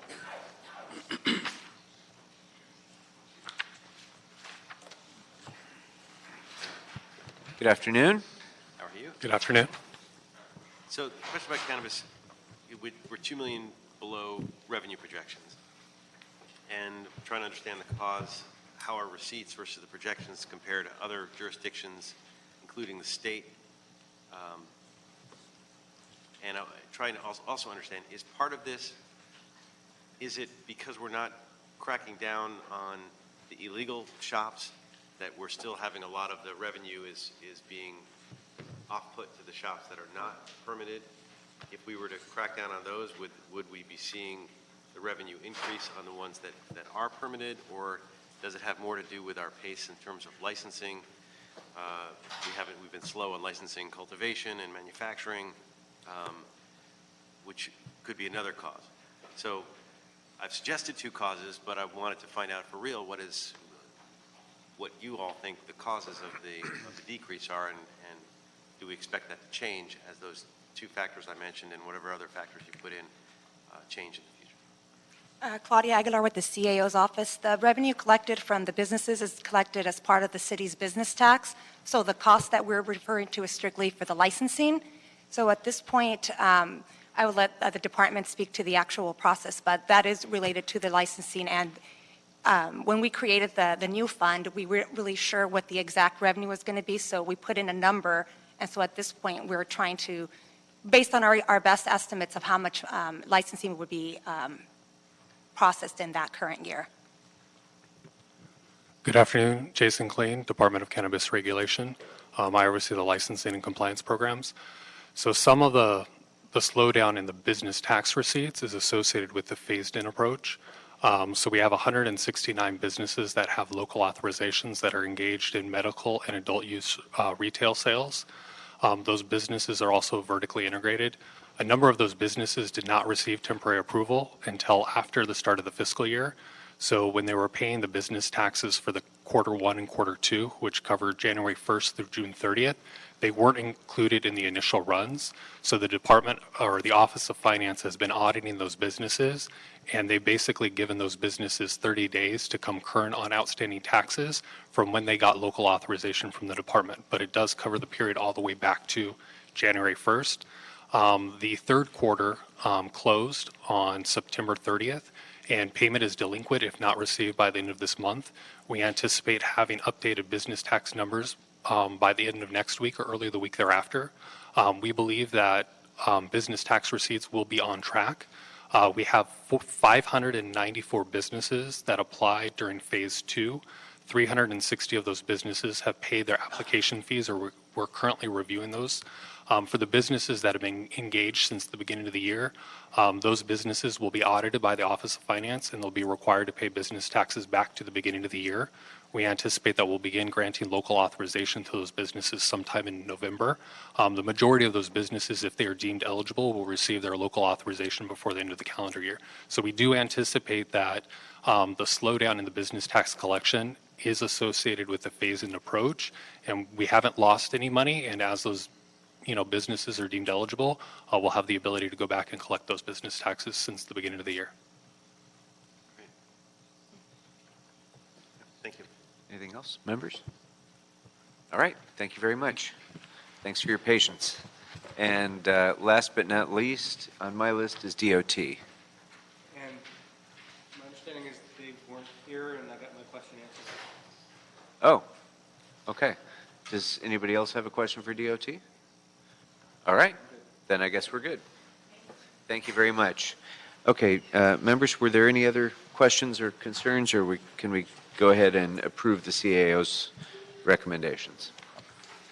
Okay, if there's no objection, then it will, yes. Mr. Chair, that as amended. Thank you. Yes, thank you. As amended by the CAO at the beginning. So thank you, Mr. Williams. If there's no objection, it will be the action of the committee to approve the CAO's recommendations as amended orally in this hearing. So thank you very much.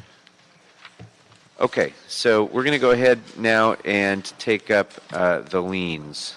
So if you are here for a property lien, item number 4, I'm going to ask the department to come up first. Do we have the department representatives here?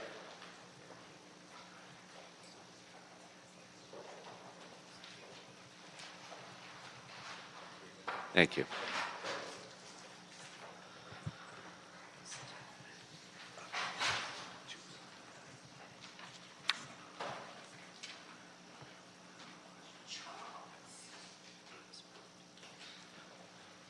All right, so let's go ahead. We're going to take up item number 4. Let's go ahead and hear first from the department. And for the folks who are here on a property lien, we are now going to hear recommendations from the Department of Building and Safety.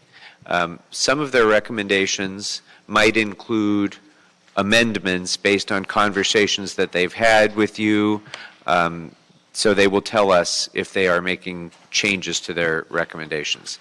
Sometimes they will recommend that we receive and file an item. If they say receive and file, that means it stops here. The lien will not advance. It's done.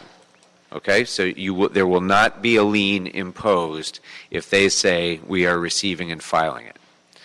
They might also say that they recommend that an item be moved forward to council 30 days from now in order to allow them to have additional conversations with you or have you provide additional information.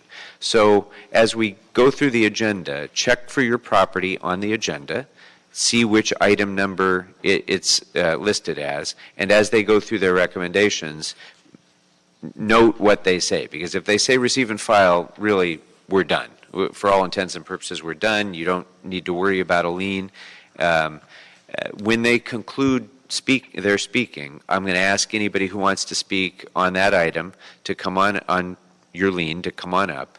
And you can tell us whatever you have to tell us, and then we'll make our recommendations. Okay? So let's go ahead and hear first from the department. Good afternoon, Council. My name is Charles Kadibala. I'm a senior accountant with the Department of Building and Safety. I'm here to represent the department on item number 4.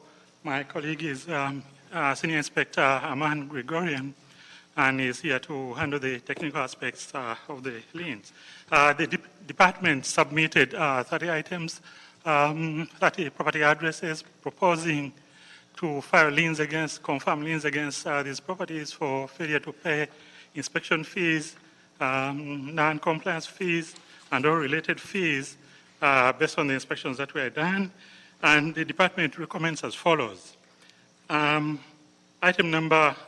department recommends to receive and file on item number 4B like boy, 4C like Charlie, 4H like Harry, for O like Ontario, for W like West, because these liens have been paid in full.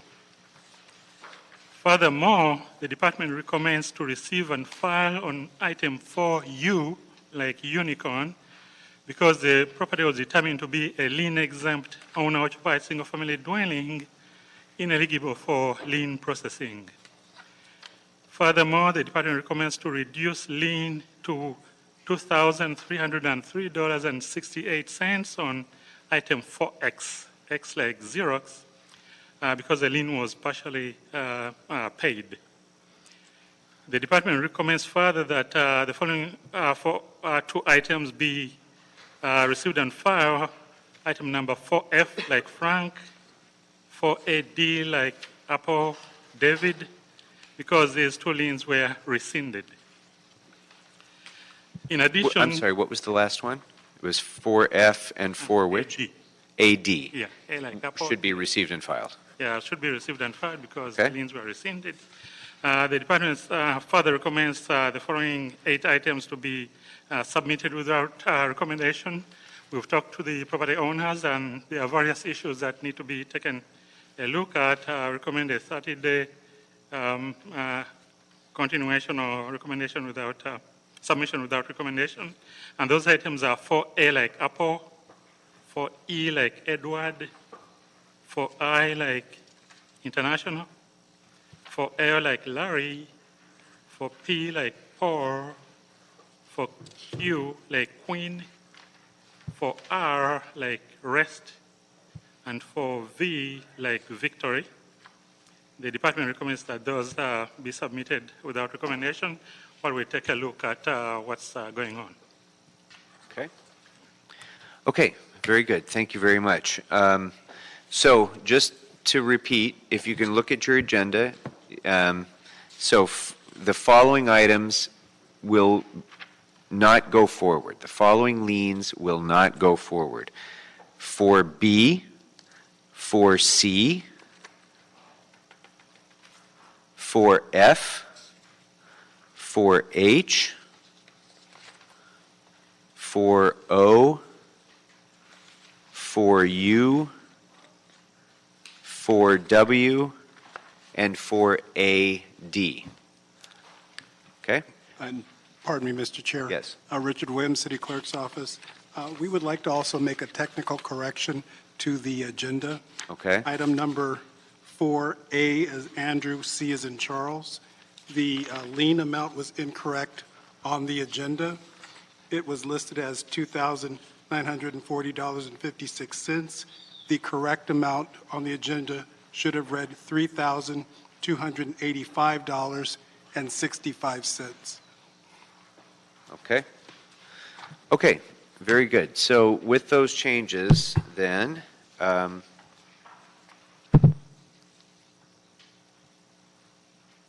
we'll go ahead and take our speakers on this matter. So we'll start with Yolanda Rodriguez.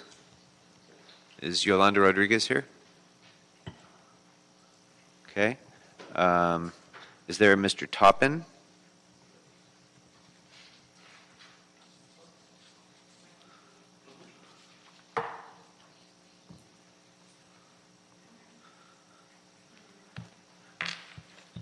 Hi. My name is Lenise Toppin, and I'm speaking on behalf of my grandmother, Irma Colon, who's an elderly woman. Okay. And she's the owner of the property at 3417 4th Avenue. And she today is disagreeing with the amount that the city is assessing against her. She's being assessed for $14,257.43.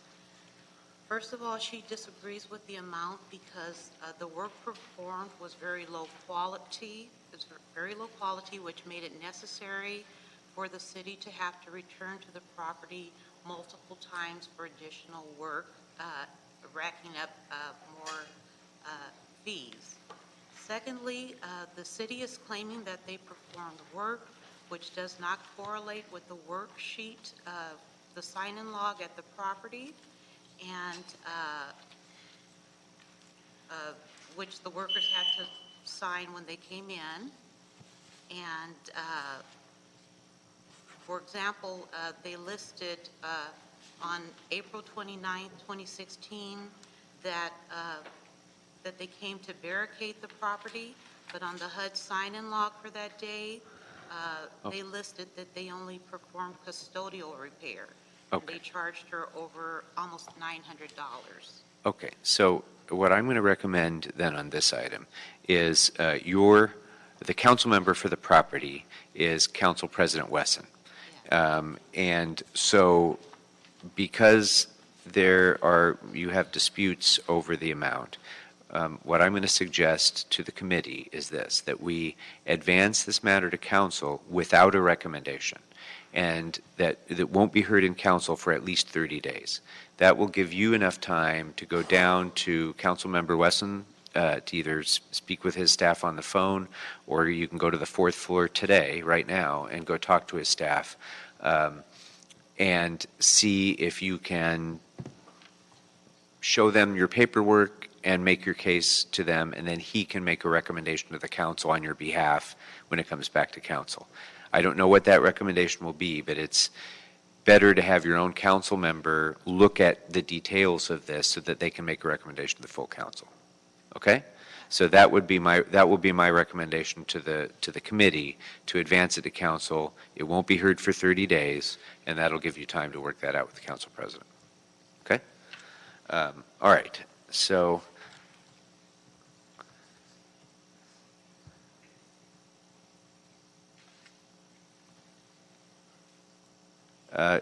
okay, thank you. So our next speaker will be Mr.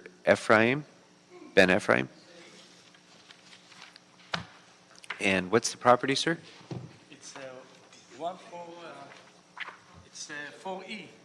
4E. Yes, on Hart LLC. I believe that Mr. Bob Bluffin, he knows me very good. We have the hearing on Reseda, and I'm in the back of Reseda for the apartment buildings that going on Reseda Boulevard for 5th, 6th floor. Reseda and Hart? Yes. We were in his office. Mr. England there, we met him at West Hills. Okay. I'm on a board of West Hills Neighborhood Council. Okay. I feel really ashamed that I came here for $347. I should pay it because I've spent over here 6 hours already.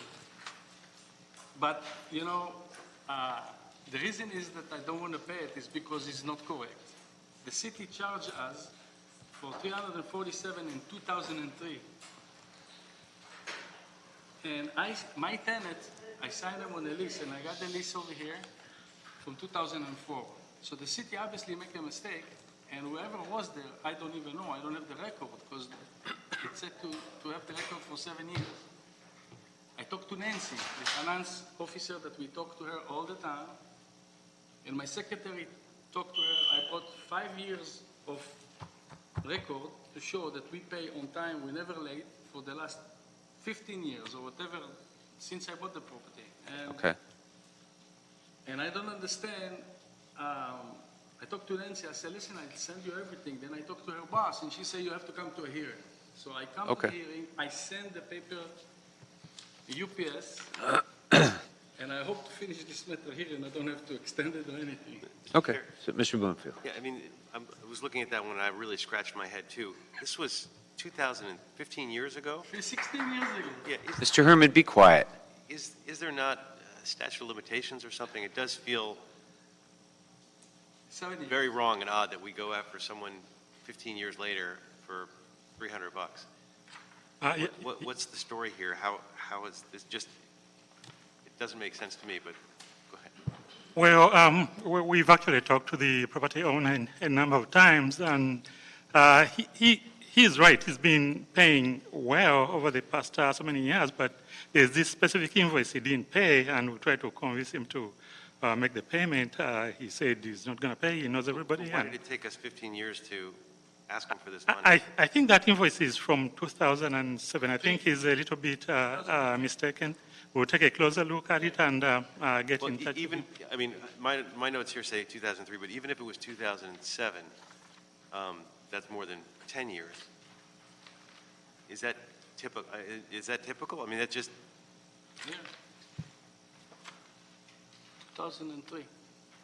And I never had this. Actually, the invoice is not from 2003, it's from 2007, but the work may have been done back in 2003. It may have been missed, I believe, because they didn't invoice it back in 2003, as it says, but it was invoiced in 2007. I think it was probably being given extra time to comply with the various issues he had to comply with. And when he failed completely, the department decided to bill it. We've been trying to collect it from him. Receive and file this. We failed. I move to receive and file this one. I'd like to end this one here.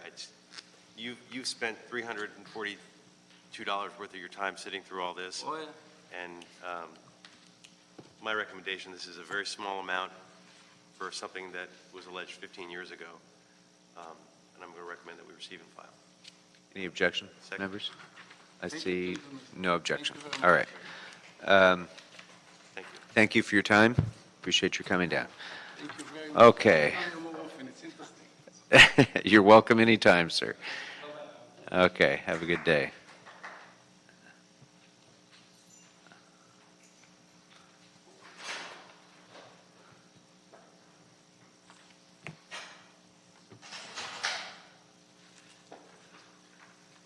All right, Angelina next. Good afternoon. Good afternoon. And you're here on 4A, right? Is that North Griffin Avenue? Correct. Okay, go right ahead. I'm here to ask for, I'm not going to just, I don't know, was this the amount that got rectified? Remind? It's $3,809. No, Yeah. okay.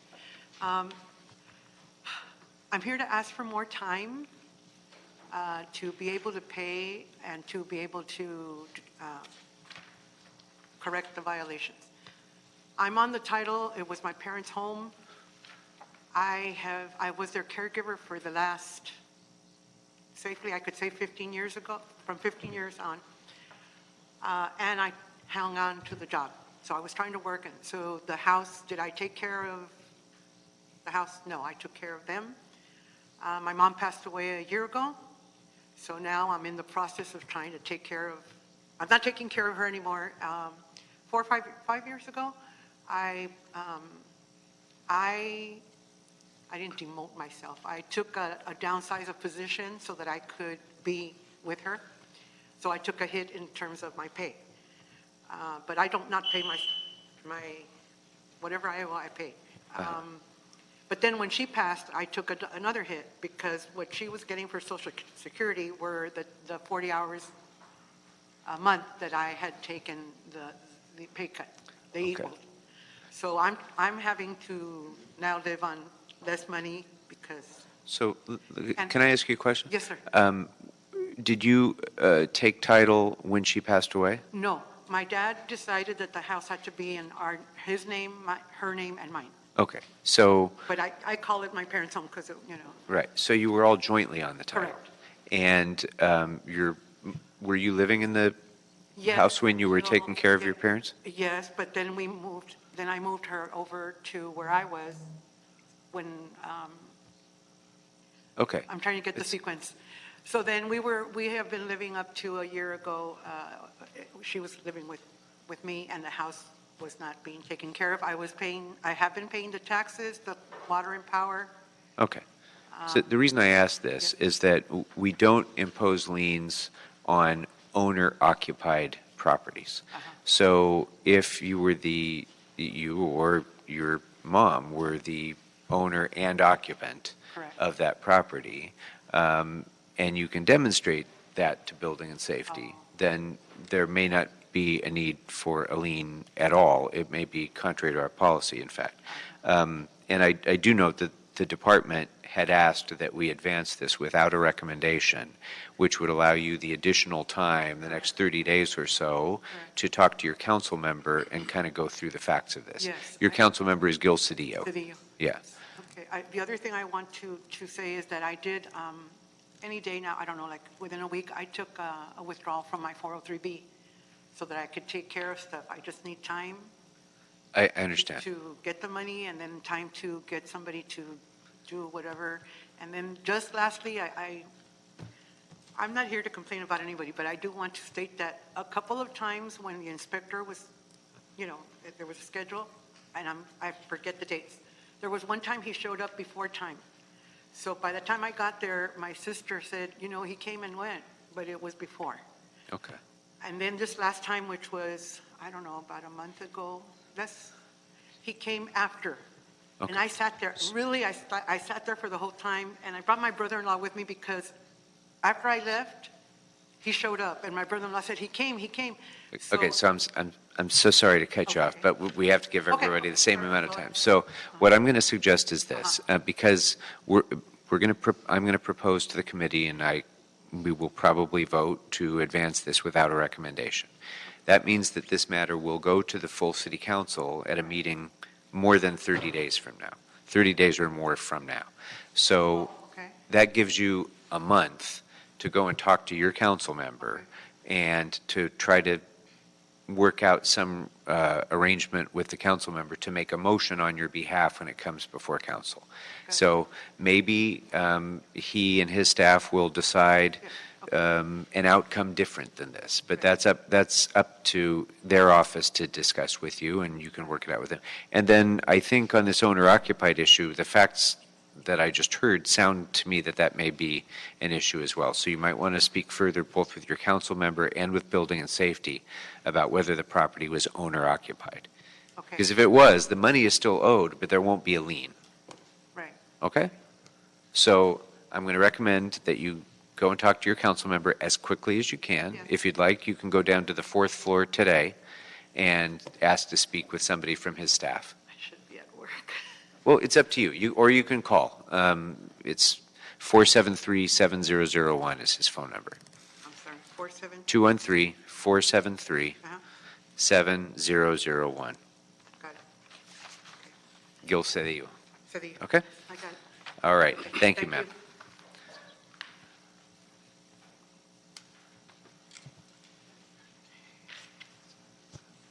Okay. Yolanda Rodriguez?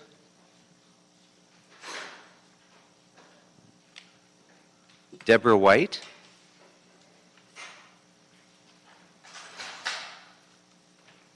Good afternoon. I'm the attorney for this property's been in probate for quite a while, and I'm the probate attorney on the case. And I guess my main question after coming and talking to building and safety and kind of understanding what's going on is finding out whether or not there's any more additional time than the 30 days. The property is going to be set for sale under court confirmation, and we just need a little more time now that we're aware that this is something that's there, so that we're not contesting, or I'm not contesting, that the city may be owed. I've been in contact for a while with a city representative regarding some of the items that were a problem. Okay. But I guess instead of getting a lien put on the property so quick, what I was looking for was to get the property sold through the court confirmation and pay whatever is owed to the city. Okay. All right. And Well, usually it's usually done through like a creditor's claim, and then it's paid directly through the courts with, through the accounting. But I was just wondering if there was any additional time on this so we could get that taken care of. Okay. The way that that would happen would be, as I mentioned to the previous speaker, through the council member for the property. And that would be Councilmember Marquise Harris Dawson. Sorry, can you repeat the name? Marquise Harris Dawson. Okay. And all of our offices are on the 4th floor. So if you want to stop by on your way out and just get an appointment or whatever, you could do that. Or you could call their office at 213-473-7008. But in the meantime, it's my understanding that it's recommended out for 30 days, I guess. Right. Right. So the lien, no lien will issue until the full council acts. Okay. So it'll move forward from here without a recommendation one way or the other, and then it'll be up to the council, the full council, to decide whether a lien should attach. And Mr. Harris Dawson will be able to make a motion at the time it comes before council, depending on what he thinks is the appropriate outcome. So, okay. Right. So you should speak with him for sure. I will make that clear. All right. Thank you. Thank you very much. Pardon me, Mr. Yes. Chair. Which item was this? That was 4P. Council, is that correct? Council? Is that 4P South Gramercy Place? Yes, sir. Okay. Thank you. Okay, thank you. Okay.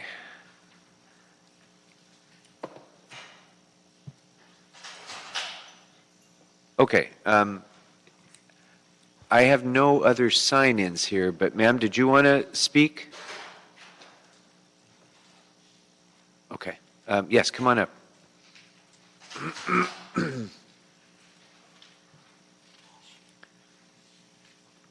Good afternoon. My name is Maria Yarber, and I'm on the 1646 57th Street address. And I'm here because I received a lien on my house. They say because I allow my son-in-law to expand a room in my house. And according to the city, they saying he didn't go and get a permit at first. So I got penalized for $300 and something, which I never received a bill. And now the bill is like $1,288.56. And something that they never mail a bill to me, they send it to a different address. And I'm here to dispute, I'm not, I like to pay the original amount, but to pay all the late charges, I don't think that was my fault, to didn't pay for that. Okay. And do you live in the house? Yes, I do. Okay. So building and safety, was that the reason that you had asked for the no recommendation? Yeah, partly it was because it's owner-occupied, so we asked her to give us documentation to prove that.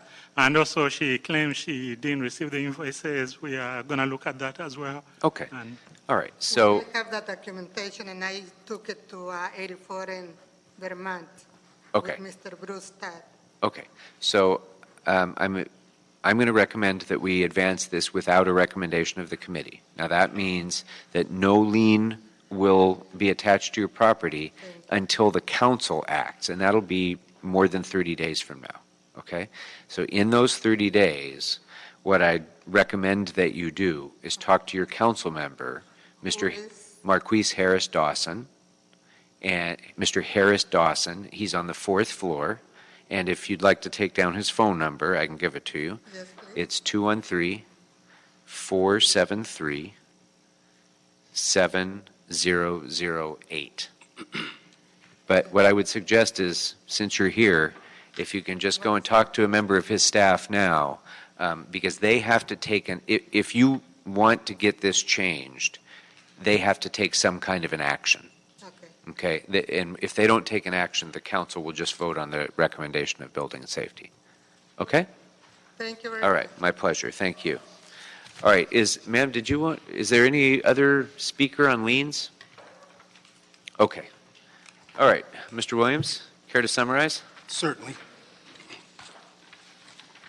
The following would be the proposed actions of the committee on the following items from item number 4, starting with item number 4, A as in Andrew, submits without recommendation to council in 30 days. Item number B as in Bob, receive and file inasmuch as the lien has been paid. Item number C as in Charles, receive and file inasmuch as the lien has been paid. Item number D as in David, lien confirmed. Item number E as in Edward, receive and file at the request of Councilmember Blumenfeld. Item number F as in Frank, receive and file inasmuch as the lien has been rescinded. Item number G as in George, lien confirmed. Item number H as in Henry, receive and file inasmuch as the lien has been paid. Item number I as in Irving, submits without recommendation to council in 30 days. Item number J as in John, lien confirmed. Item number K as in Ken, lien confirmed. Item number L as in Larry, submits without recommendation to council in 30 days. Item number M as in Michael, lien confirmed. Item number N as in Nicholas, lien confirmed. Item number O as in Oscar, receive and file inasmuch as the lien has been paid. Item number P as in Paul, submits without recommendation to council in 30 days.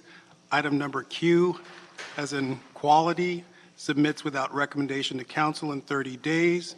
Item number R as in Robert, submits without recommendation to council in 30 days. Item number S as in Sam, lien confirmed. Item number T as in Tom, lien confirmed. Item number U as in Uncle, receive and file inasmuch as the property is owner occupied. Item number V as in Victor, submits to council without recommendation in 30 days. Item number W as in William, receive and file inasmuch as the lien has been paid. Item number X as in X-ray, lien confirmed in the reduced amount of $2,303.68 inasmuch as the Department of Building and Safety has received a partial payment. Item number Y as in Yellow, submits without recommendation to council in 30 days. Item number Z as in Zebra, lien confirmed. Item number A as in Andrew, lien confirmed. Item number AB, Andrew Bob, lien confirmed. Item number AC, Andrew Charles, lien confirmed. Item number AD, A as in Andrew, D as in David, receive and file inasmuch as the lien has been rescinded. All right, and you had made a technical change on item AC as to the amount as well? Correct. Okay, very good. Any other comments, questions, objections? If there's no objections, it will be the action of the committee to act, to approve the recommendations as stated by Mr. Williams. All right, that brings us then to our final item, item number 2. Thank you.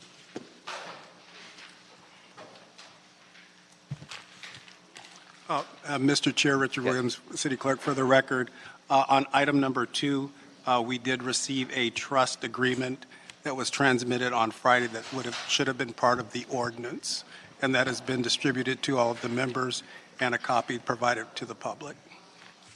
Oh, yes. Okay, thank you. Good afternoon.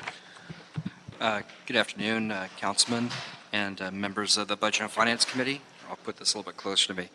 Thank you for your time this afternoon. What we have before you is a request for your consideration to approve the creation of a 115 trust. This would be called the Lacers Healthcare Fund. It would replace, over a period of time, our existing 401h healthcare expense account. There's a number of reasons why we like to do this. We think it's the advantage of our members, retired members, as well as the city as well. The two main issues that I'll raise that we're looking to solve with the creation of this new trust fund would be a subordination requirement that exists under the current 401h IRS requirements.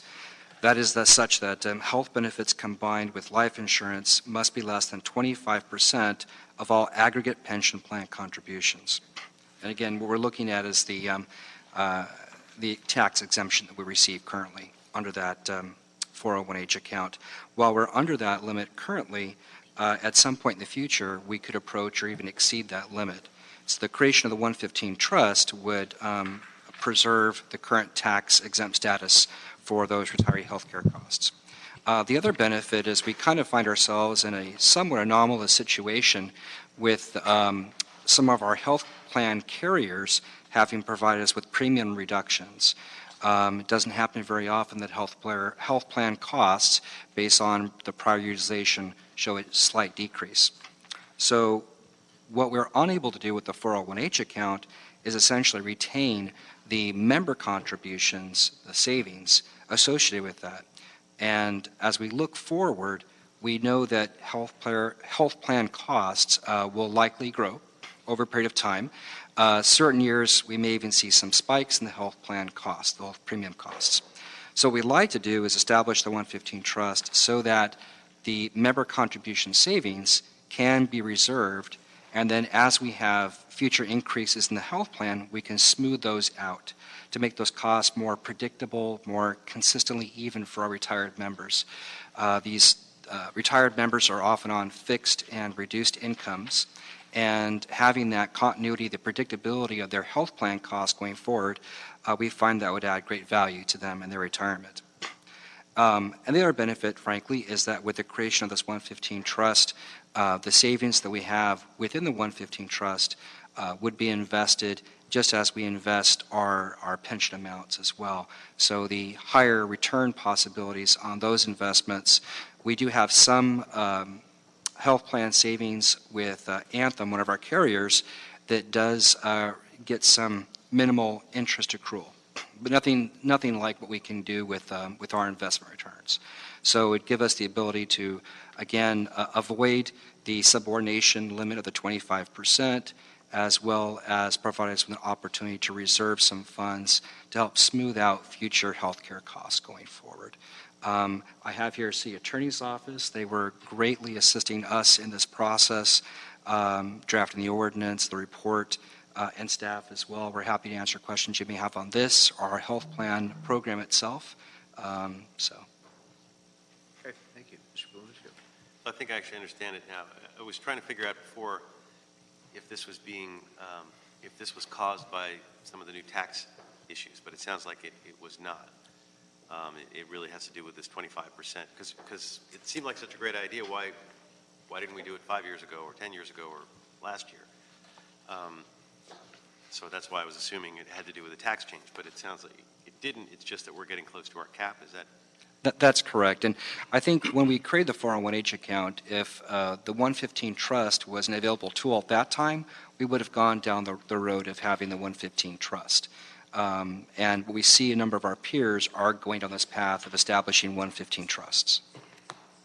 And the premium, just to give a scale, like, is that a big number, or are we talking? Is it a small percentage of the overall? So our entire health plan, retiree health plan program is, just say, in excess of about $100 million a year.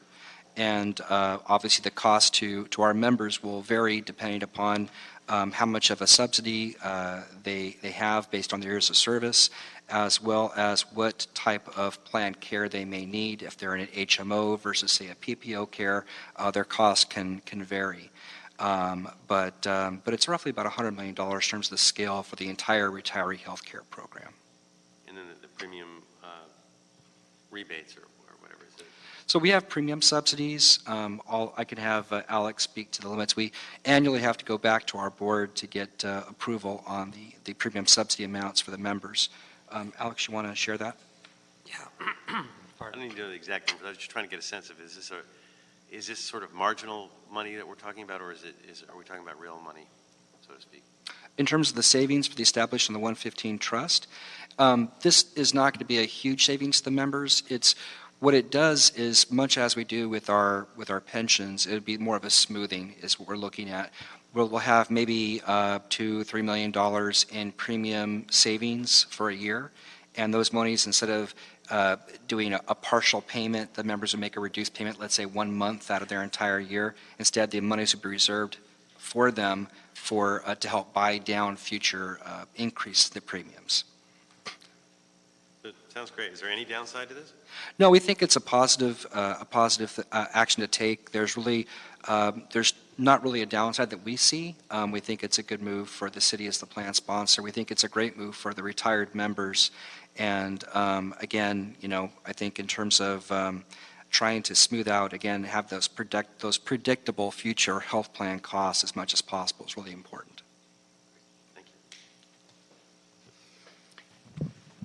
Hadn't occurred to me before, but is there any risk to our ability to prepay health care by making this change? No. Our current practice that No. As a matter of fact, it's apart from most cities. this would be very complementary. We have roughly a little over 81% funded for our retiree healthcare costs, our OPEBs, as we call it affectionately. And this would be very complementary. We'd have to do, over a period of time, would be to establish the 115 trust as we pay down the 401h account. And so over a period of time, we'll see as all those pre-funded retiree health assets would then accrue to the 115 trust. Okay. Any other questions, members? Okay. If there's no objection then to approving the recommendation, that will be the action of the committee. So, thank you very much. Thank you very much. All right.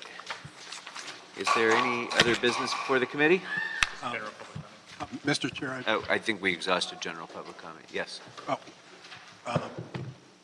Then I believe that clears the desk. Okay. Thank you very much. We are adjourned.